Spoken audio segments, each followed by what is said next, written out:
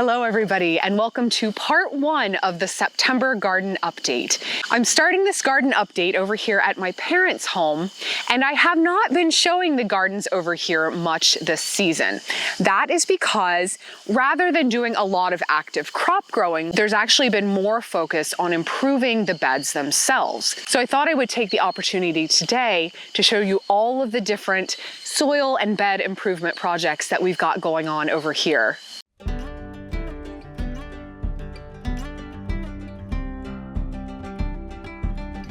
For anyone who is new to visiting my gardens, I'm growing in Midwestern Ohio at both my parents' farm and my own home. My mom is the whiz behind these beautiful flower beds, but I can't help showing them anytime I shoot a video over here.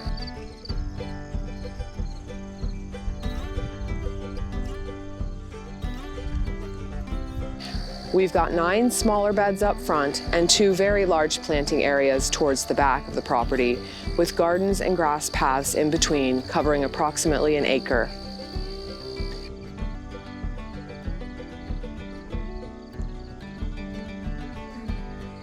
This bed has been really interesting. This is probably one of the more challenging plots on this whole property. We suspect some type of drainage issues directly underneath this bed, perhaps a broken tile or pipe, but whatever is going on in here, the drainage is really poor and there is a huge population of thistles. So our first goal was to cut back on the thistles in this bed. And the first thing I wanted to try early in this season was a technique of basically allowing the thistles to grow, hit the point where they were all in bloom, and then rip them all out.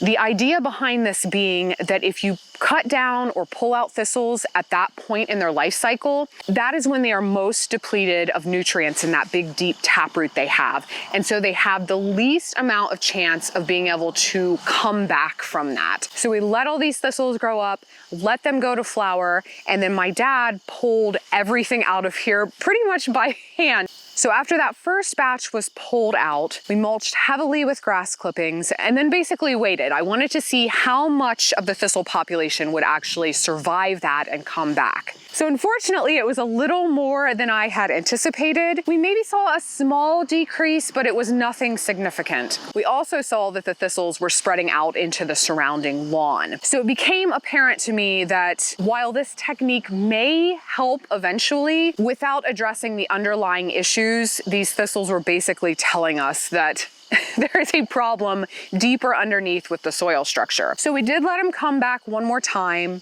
chopped those down, and you can see now after this second round that there's actually a lot fewer coming up in here. But in order to address the underlying issues, we've decided to go with hugelkultur beds in this area. So what you can see here is the start of one trench where we will be building a hugelkultur bed. And basically I'll come in and fill in the rest of this bed with similar trenches. This will help in multiple ways because not only is all of that rotting wood and organic matter going to add good content to the soil, it's also going to raise this up, kind of get us above where those drainage issues are, and hopefully over time we'll see some pretty significant improvements in this bed. This next bed back we've kept in cover crop all season long. This is one that we were essentially rotating out of production just to give it a rest for this year. So it had buckwheat on it for most of the summer, and just recently I chopped down that buckwheat and went in here with a winter mix. So this is a mix primarily of oats, hairy vetch, and winter peas.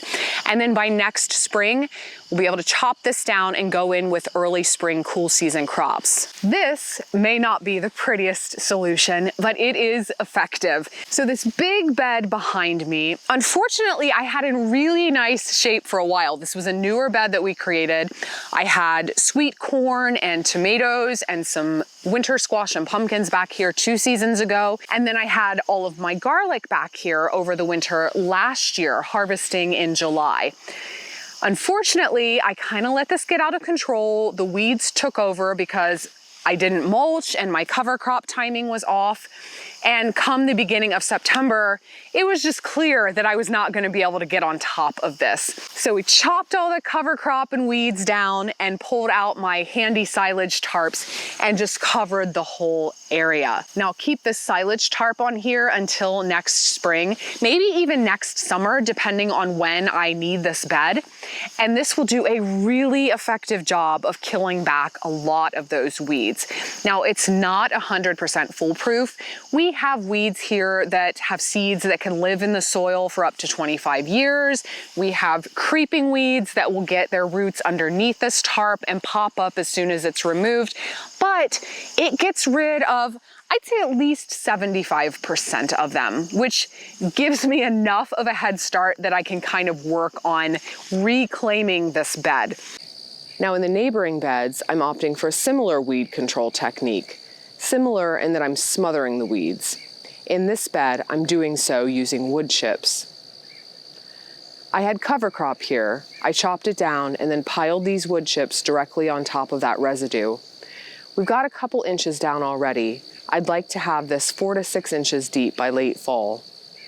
Wood chips can be amazing for improving soil. As they rot down, they add this beautiful, rich organic matter that is almost unparalleled from any other source. But you have to be a little bit careful with wood chips. One of the most common issues that I see gardeners having in their gardens is with the use of wood chips. And that is because wood of all kinds will tie up nitrogen during its decomposition process. So folks often run into issues when they're piling a lot of newly chipped wood onto their garden beds and then going in either planting from seed or popping in tender young seedlings.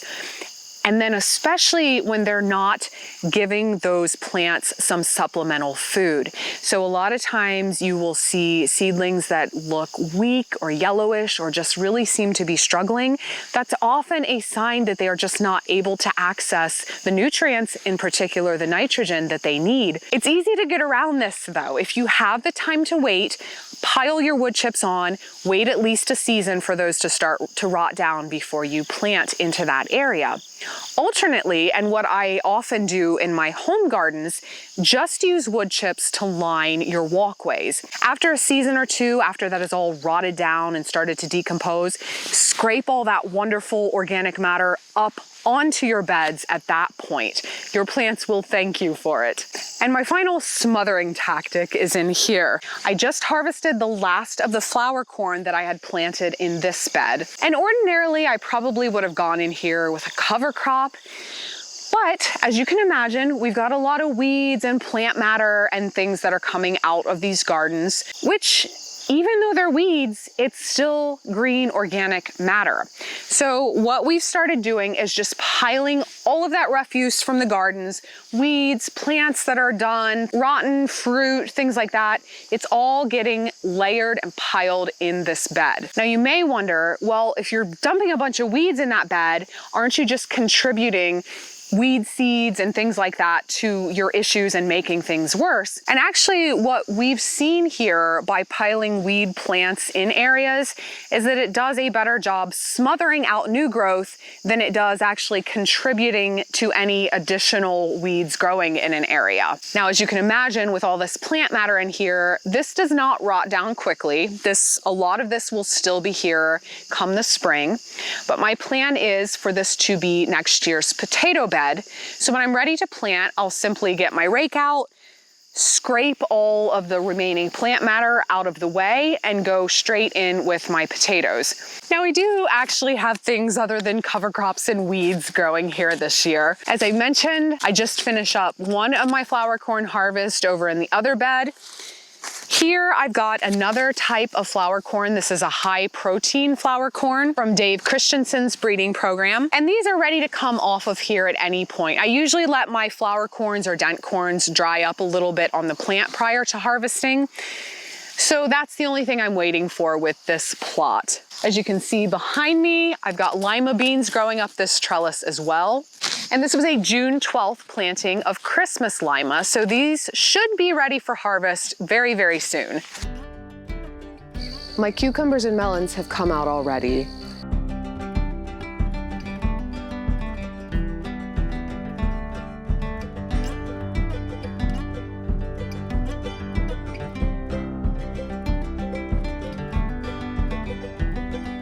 But I've still got tomatoes going strong back here, planted underneath with cowpea cover crop. One of my favorites, midnight snack tomatoes. A deer actually chomped off this plant a day after I transplanted it, but it sprang back strong and has tons of fruit ripening now.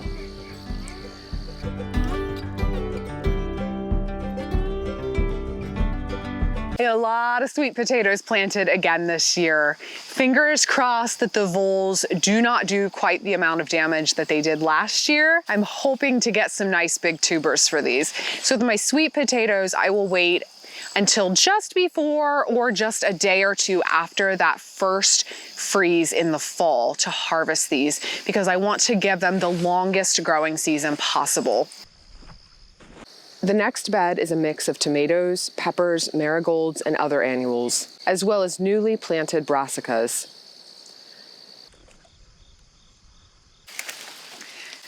And I know I brag on these all the time, but this is such a good pepper. This is the Triple Delight Mix. It's a blend of green peppers that ripen either to gold or red. And this thing just always does so well for me, planted both here and at my home. And intermixed, I've got my cool season crops planted, quite a few broccoli, cauliflower, and cabbage. And I'm relying on my go-to insect netting to keep the cabbage butterflies off of these plants.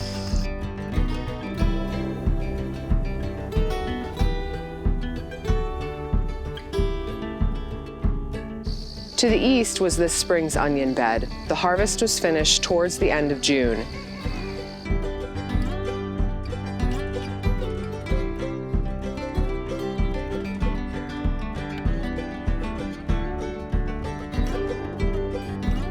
And now I've got a combination of weed smothering, soil improving techniques going on in prep for next spring.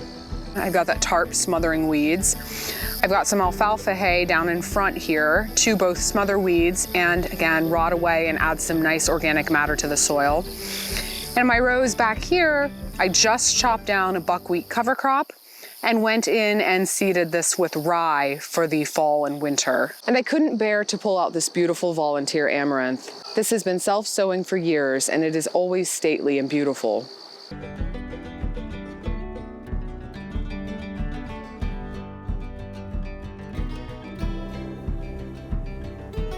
And over to another tomato planting.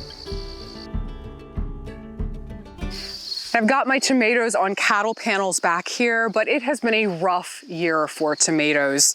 The varieties that I have planted here, unfortunately, did not have blight or septorial leaf spot resistance, and you can tell from the foliage how badly they have been attacked by these diseases. Now, we've still got plenty of ripe fruit on here, but this lack of green foliage is definitely going to affect the flavor on these fruit. I've been growing tomatoes on this panel for 3 years in a row now, so definitely for next year, these are going to get rotated out of here and be grown in a different spot. And that'll help a little with the disease issues, but it's not a foolproof solution.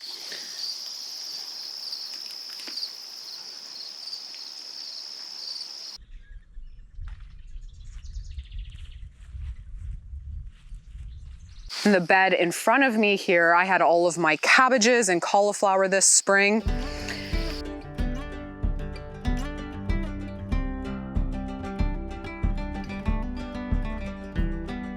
And I just recently cleared this out and went in with tiller radish. I've also got bachelor's buttons and calendula still popping up from the early spring sowings that I did, as well as marigold interplanted amongst my tomatoes.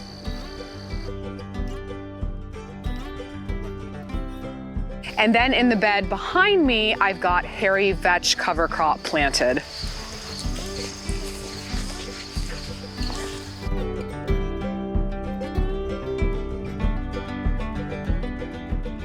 So that pretty much wraps up what is happening at my parents' farm.